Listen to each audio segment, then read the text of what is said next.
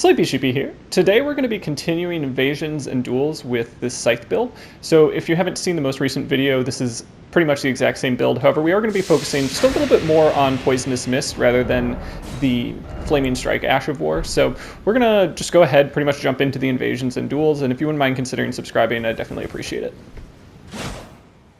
Alright, so jumping into our first invasion, we have a 3v1 in the Noxtella area, and this is going to involve quite a bit of Ash of War spam. We have to be pretty aware of the different AoEs in the environment, and we can kind of take advantage of the terrain, so running up and down these rock areas, jumping into water, that's going to help a little bit with the potential fire damage of the Blasphemous Blade. So just trying to keep those things in mind is going to be super helpful. And then we're also going to try to be proccing our Poisonous Mist. So we can land a couple hits, get our opponents poisoned, and then take advantage of the Mushroom Crown. That's going to be pretty helpful in just, getting a little bit more damage. We're also going to try to take advantage of the wide sweeping attacks that come with the Scythe. So if I can stun lock multiple opponents at the same time, that's going to negate some of the pressure that's coming in.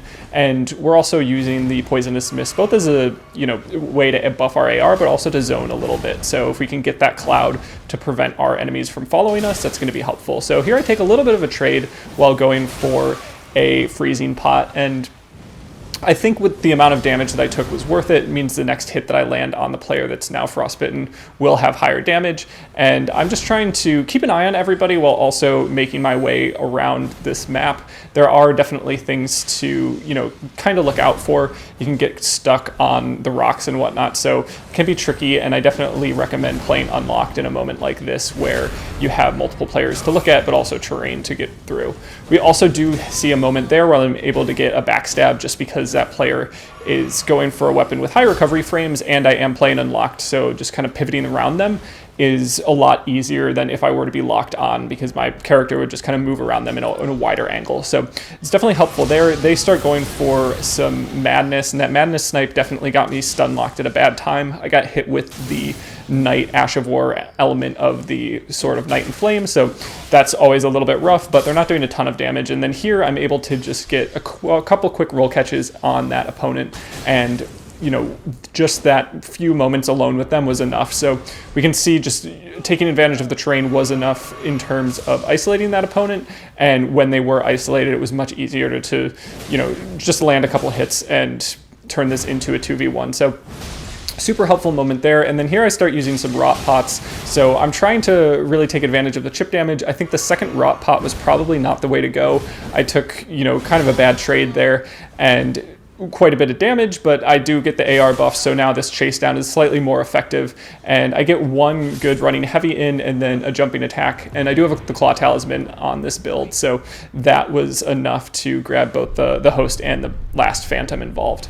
Next up, we're going to have another 3v1, and this involved a host that was not super challenging, but they did have a pretty capable Phantom, and then another Phantom that was just kind of doing chip damage. So that type of trio is definitely fun to play against. It's, more challenging than just three people that don't know what they're doing, but it's not a dedicated gank squad. So I was happy to encounter just kind of a group like this, and it definitely made things more interesting on my end. So you do see that I quickly switch over to Flaming Strike. There's a lot of aggression from these players, and if you can just kind of get a quick turn and burn to at least slow down their momentum a little bit and give yourself a little bit of breathing room, I think that's going to go a long way. So understanding that Poisonous Mist might not actually be the best way to slow down your opponents and to get yourself some breathing room, and switching over to an Ash of War that's a little bit better in terms of damage output can be the way to go. You'd be banking on Poisonous Mist kind of stun locking all your opponents at once, and that's a little bit harder to do with a slower Ash of War like Poisonous Mist rather than Flaming Strike, which has that initial flame that comes out, which is high poise damage and can really just catch multiple opponents in that kind of lingering hitbox. So we are taking some damage from both night spells as well as the Godslayer Greatsword, and together those things are pretty dangerous. So here I try to start using the environment to the advantage a little bit. So using this pillar to take away space that my opponents can be in and also get some chip damage is going to be great.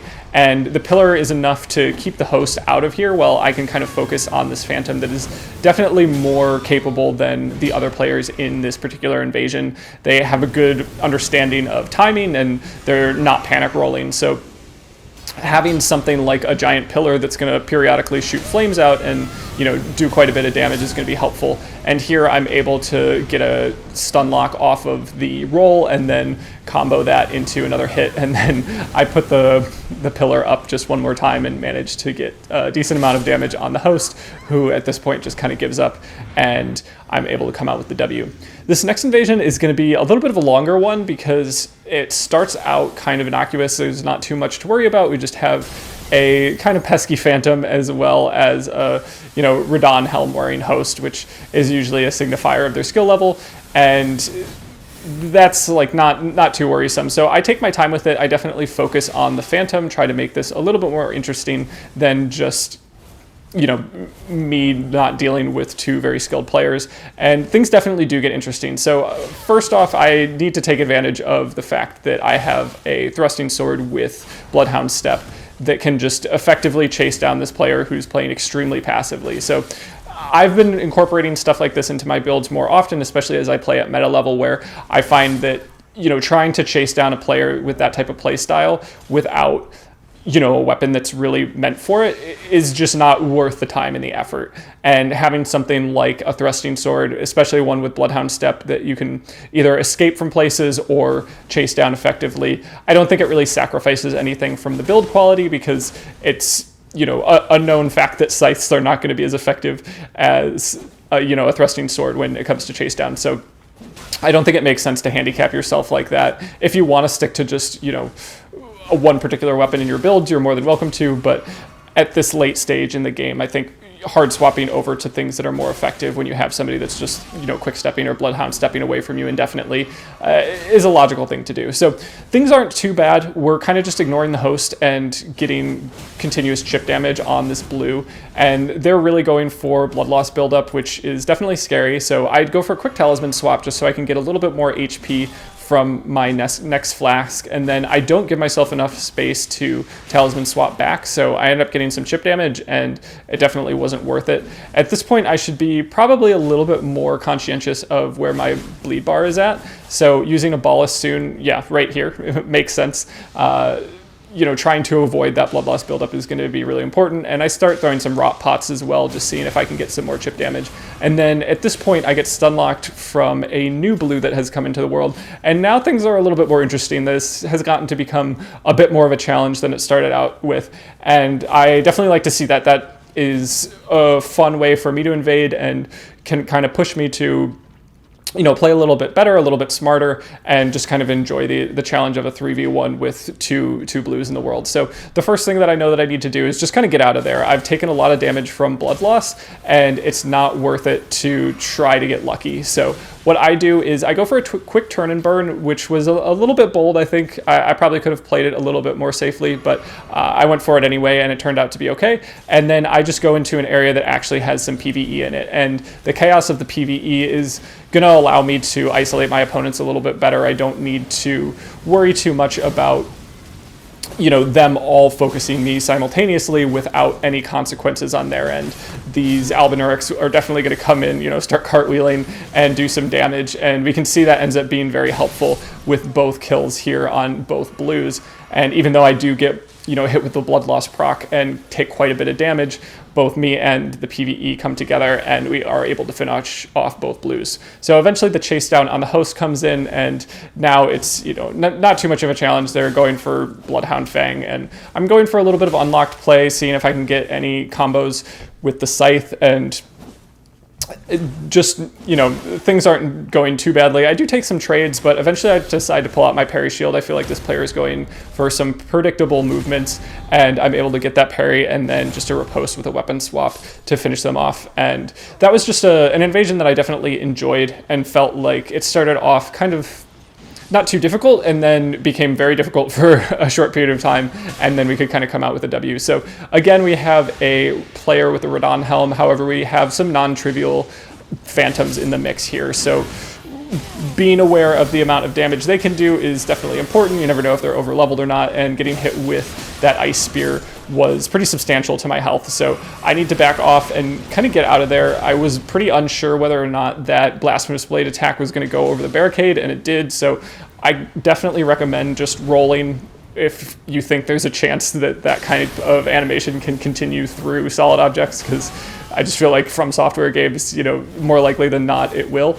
And then I also start getting hit by the Black Knife AoE, which is definitely a thorn in my side, and it's difficult to deal with both that Ash of War as well as something like an aggressive Twin Blade player. So again, I go for a Talisman swap just so I can get a little bit more HP back, and I also switch over to Flaming Strike because I know that Poisonous Mist is not really going to cut it in terms of a really quick kill, and turning this into a 2v1 is going to be very helpful. So PvE is involved, and we have some kind of predictable play styles with the Phantom now. They're definitely a lot less scary because the host is not doing a good job of kind of covering them, and so I'm able to get a couple good hits during a chase down.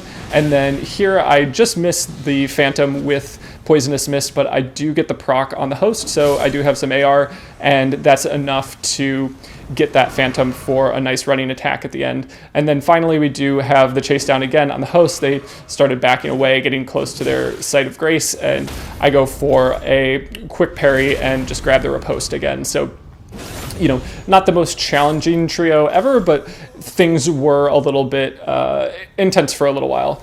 Next up, we have a gang squad that's outside the Castle Soul area, and this was kind of an interesting group. We have somebody playing as a Banal cosplay, I believe. I might be botching that player's name, but we have Devourer's Scepter, so that has an Ash of War that has timing that's different than the Radon Greatsword Ash of War, so that can be a little bit of a surprise when you're dealing with that particular Ash of War, because it has very similar functionality in terms of pulling you in, but the timing is different. So I get hit with it early on, and it just requires a little bit more attention, especially because it's an Ash of War that you don't see that often. So I go for a quick Flaming Strike, and you'll see me use Flaming Strike quite a bit in this particular invasion, just because it is a gang squad with, a decent mix of Ashes of War, projectile spam, that type of thing, where getting some very quick burst damage is going to be really helpful, and trying to continuously stun lock players with the Scythe can be a little bit of a challenge for sure.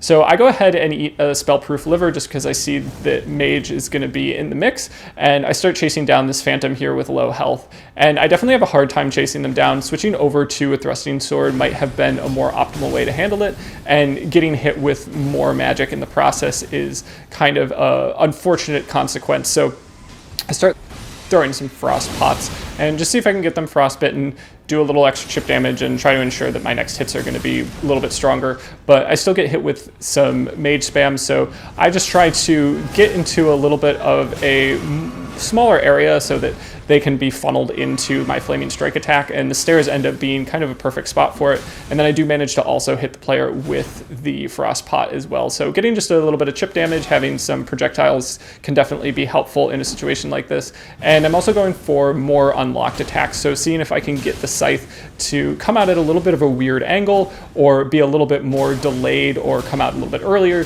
All of that stuff can be useful when you're trying to land hits with kind of predictable timing.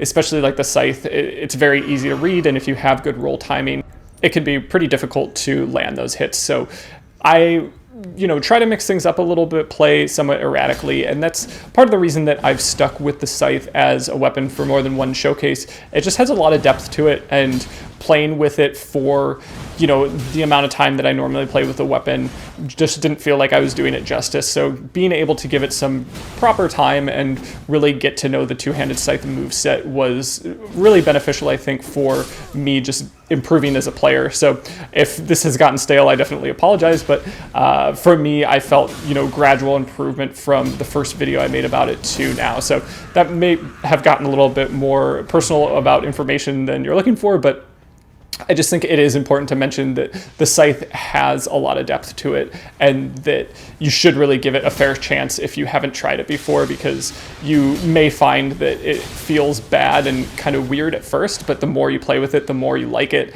and you realize that it has quite a bit of potential as a very strong weapon in PvP. It's definitely not a meme, and I think it's up there with, great swords and other, slightly off meta weapons that are strong and have good utility, but aren't actually, you know, it's not dual lances or something. So here's just another quick 2v1, and I'm able to go for a little bit of a chase down with Flaming Strike and then switch over to Poisonous Mist.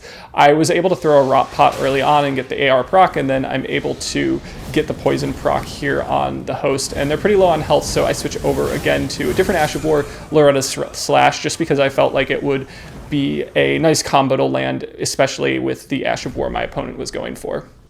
All right, so jumping into our first duel, we have a player that's going for Black's Flame Protection right to start, and I wouldn't say that's exactly bad manners, but it's not a thing that I'd like to go unpunished within the context of a duel. So some buffing, I think, is, you know, totally a fair play, but I think you should expect that you may get punished for it, especially at this level. Like, this is a player using dual-coated swords with high poise, so they do mean business, and letting, you know, such a strong buff go unpunished, I think, is not the smartest play. So I run in and go for, you know, an early hit on Black's Flame Protection, and then we do have some back and forth. So we're going to be focusing on some maybe more intense duels than I've showcased in the past. My playstyle around duels has definitely changed, and there you can see I'm able to get them just as they were going for Placiduce X Ruin, so managing to get that finish on that player was definitely a big win for me. I was happy to be able to come out on top when they were going for such a, you know, quick incantation that can really do a ton of damage if you're close by. So next up, we have another duel, and this player had interesting setup for sure. They had both a Zweihander and a Lance, and then they might even pull out a Moonveil at some point. I'm not 100% sure, but definitely a lot of different weapons in their setup, and it was kind of chaotic to play against, and I really needed to just kind of respect the different setup. Okay, so they also do have a heavy thrusting sword, and that can be something that you can get backstabs on occasionally if your spacing is correct, but the hitbox is a little bit weird, and it can be difficult to get that backstab. It's a little bit risky, so I am trying to play a little bit more defensively, and especially with their different setup just kind of changing, I don't have a good rhythm of their movements, so I'm kind of backing off and just trying to get a feel for what they're going to do. And then I really changed my play style in the middle of this fight, where I start going for a lot of aggression, especially when I see the dual lances. That's a weapon that is very scary for sure, but also one that I know how to play against with somewhat, you know, somewhat well. So I do need to look out for the Frost proc. I go for another Bolus here and just try to avoid that, and we're about even in health. So I think that they've stuck to the dual lance setup, and that means that I can kind of go for more predictable attacks. And then yet again, they switch their setup to the Serpent Hunter, and I am not a huge fan of that, so I start going for some more Flaming Strikes and am able to come out with the W. So a lot of strong meta weapons within that particular duel, and we move on to a setup that's definitely a little bit more off meta. So we have a shield and a pike with a Frost Infusion. So the Scythe is definitely going to be nice because you get more damage through a shield with the Scythe than other weapons. I'm not sure exactly what the kind of mechanic is called, but using the Reaper class is going to be very useful as a way to kind of counter with chip damage on people that are turtling behind shields. And then we have the player go for Loretta's Slash. That's a very predictable move, and if you don't catch your opponent with the first part, I think you can very easily get punished with the second part. So I try to avoid the Ice Spears as well, and because they pulled out Loretta's Slash, I try to pull it out as well, and I do manage to get the kill with it. So a quick turn and burn with Loretta's Slash is definitely something I'd recommend, but you do want to make sure that you can combo that first part into the second part, otherwise you're going to be left open for some damage on a punish. So this next duel is going to be me and Baymore. So Baymore is on the top 25 list for PlayStation players on the Elden Ring PvP Discord. So, you know, definitely a skilled player and somebody that has done a lot of PvP. So I've had a couple great duels with them. I had a lot of fun with them. So I hope they don't mind me putting them in my showcase, but this was a fun one. I feel like they might have been, you know, getting to know the Serpent Hunter a little bit. I hadn't seen them main it before, so maybe they are very used to it, but this wasn't one of our closest ones. I've definitely lost to this player, and they've also had some more close fought battles. So I was just happy to play against somebody that's definitely got a good attitude about the game and, you know, knows the game well. So we're really trying to space each other well, and I'm able to come in with just a nice jump punish at the end there. definitely a win that I was happy to get, and especially against such a strong player. So next up we have a player that's using a colossal weapon with Royal Knight's Resolve, so I really need to be careful here. The amount of damage that I could take from just one hit is, very, very significant, could easily drop me below, 3/4 of my health, and I try to go for some quick stun locks and just really not get hit with the Royal Knight's Resolve, and I'm able to get a couple quick hits. Here I was very lucky to not get hit with that heavy. I think that was a smart decision by that player to go for the heavy, but they are stuck in some recovery frames, and I'm able to get just a nice crouching attack to come out for the victory. Next up we have a player using the Grave Scythe as well, so very happy to see that. Definitely like a good mirror match, and this player was using the Scythe very well, incorporating a decent amount of crouching attacks and just kind of quick turn and burns. I think that's one of the ways that the Scythe can really shine, is it has a nice sweeping attack that really is useful for coming out quickly, especially as you're turning around. And this player does switch their weapon over to a greatsword, so I feel like there's a lot of kind of synergy between greatswords and scythes. Scythes have maybe a better, faster sweeping motion, and greatswords have access to pokes in some cases, especially the claymore. So, a charged attack or a crouching attack, both is going to have a poke. And a good way to counter that is with a jumping attack with the scythe, especially if you can jump over the poke and come down with a jumping attack. And for a weapon like this, which does benefit pretty nicely from the Claw Talisman, it's going to be useful to land that jumping attack as kind of a poke punish. So I'm trying to keep that in mind. If I can get lucky and, kind of understand that they are going to go for a charge attack or a poke and punish that with a jumping attack, I'll be very happy to see that. And that's definitely my strategy for greatswords as well as lances in some cases. And this is just really good kind of consistent spacing and timing from my opponent. You can see they've dodged many, many attacks, and I'm trying to play unpredictably and eventually do get them with a delayed running attack, but they were on low health for quite some time, and just some impressive gameplay from them for sure. So next up we have a player that switches over to a poison build. I love when, I'm coming in with a mushroom crown and somebody switches over to it. Just there's some mutual respect there. I feel like that's a lot of fun. So we have this player switching over to a single lance, which is one of my favorite weapons to use, especially after doing the Maldron the Assassin cosplay. I just remembered how much that I actually like using just a single lance. I think it's a very fun play style and very strong move set as well. So we've both got Poisonous Mist in the mix. Here I was kind of hoping to grab a backstab. The running heavy with the lance is definitely susceptible to backstabs, but you got to be quick with your timing, so I wasn't quite there. And I'm going for some charged attacks as well. That's a thing that's a little bit slept on, I think, with the Scythe moveset. And I think it can be really useful to go for, a fully charged heavy. And there was a moment where I went for a jumping attack as kind of a counter to the poke attack that you see with the lance. So I didn't manage to land it, but it can be very useful if your opponent doesn't roll out immediately, or if they're still stuck in their recovery frames. It's going to be a great opportunity to land quite a bit of damage. The Scythe, however, is a little bit unreliable when it comes to jumping attacks. You can swing over their heads, especially if they're in kind of a crouched position. So delaying that swing can be helpful.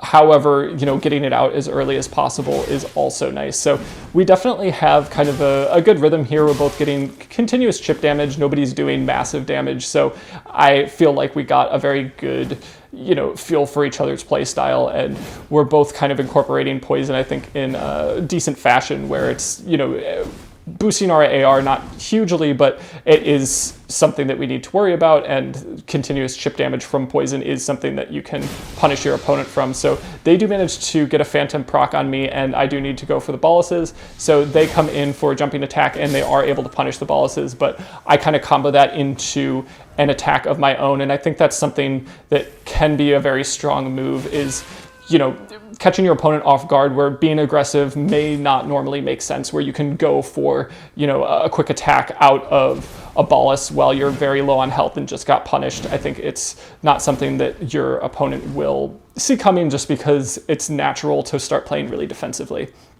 Next up, we have a player with dual lances and Bloodhound Step, high poise, so definitely something to look out for. I'm trying to do a little bit of poise counting with them, so I have Flaming Strike in the mix, and I know that they have high poise, so if I can hit them with some fan daggers, that will lower their cumulative poise, and then Flaming Strike will actually poise break them, but I don't get the counting right, so I needed to hit them with more fan daggers for that poise break to happen. So you saw I did land Flaming Strike, but they didn't get poise broken by the first part. So that's just kind of a slight note on poise counting, and I plan to put out a video in the near future just about poise trades, that type of thing. And I'm very low on health here, but do manage to get pretty aggressive, don't really give up. I also have the Royal Remains gauntlets on this build, so I do get a little bit of HP back when I'm close to death, and that's pretty nice in the context of duels.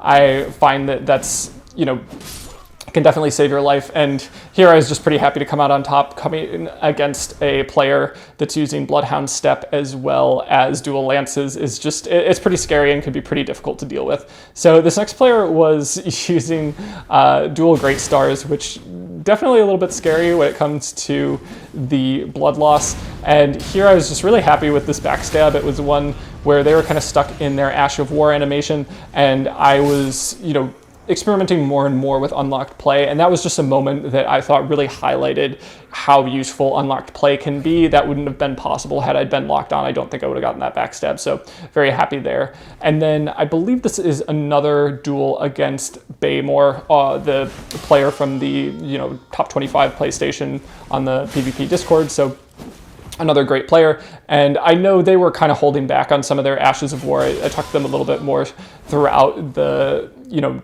just dueling experience, and I don't think they were going, you know, full tilt, which I appreciate definitely from some of the players that are on that kind of PvP ladder. They have the option to, you know, go full Royal Remains and all the talisman swaps and just go for, you know, intense weapon swaps, and I think sometimes they hold back on that stuff.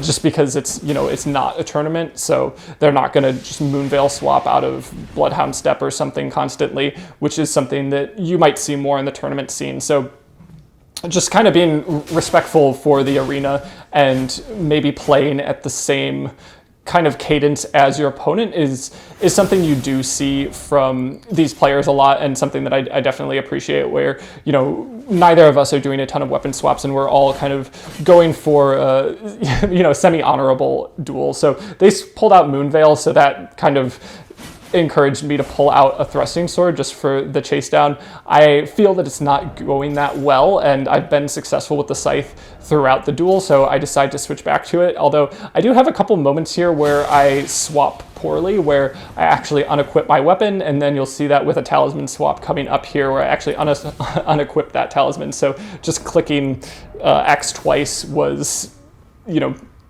happening a little bit, and I think that's mostly because I was playing against a good player. But there we can see the Blue Feather Talisman did save my life there. That was a trade that I normally would have died from, but in that instance I survived and was able to come out on top for that duel just because that hit landed a little bit less damage than it normally would. So this next duel was just one where I felt like I played against a player that just got very frustrated with me. So they were going for some colossal attacks with Bloodhound Step, and they just weren't landing hits, and I feel like they kept getting punished for, you know, their recovery frames and just were not happy about it. So you saw them pull out the fan daggers, going for more Bloodhound Step pokes, and then they go over for some incantations for madness, and I'm not really interested in getting hit with those, so I toss a frost pot and do come out on top, and I just felt that was kind of a funny one and a good one to end on. As always, if you made it this far, I just wanted to say thanks so much for watching. I definitely appreciate the support, and if you do have any build recommendations you'd like to see in the future, I'd be happy to check those out, so feel free to let me know in the comments. That's all, and I hope you have a good one.